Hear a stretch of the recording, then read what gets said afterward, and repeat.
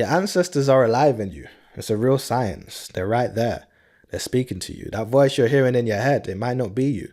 It might be the voice of an ancestor or two. And your ancestors are either going to push you towards purpose or temptation, depends on the ancestor and what they want and how they feel about you. But they're there, and they often speak within you to you, or speak out through you, even in some cases.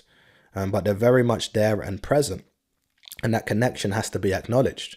Right? Furthermore, in our culture, we speak on the fact that because you are connected to these beings spiritually, you can have ancestors in your line, in your heritage, so to speak, who are fighting each other, depending on how a particular ancestor got there. We know some of our ancestors would have found their way into our line by force, right? So you might have ancestors that are clashing in the spiritual.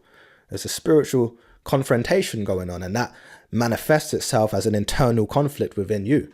So you're not quite sure why you're being pulled this way and the other so blatantly, but that could be one of the reasons. You've got ancestors who are at odds. They don't like each other, but they're within you and connected to you. So it's just like you might see two people here on the physical and you care about both of them very much and they're always clashing.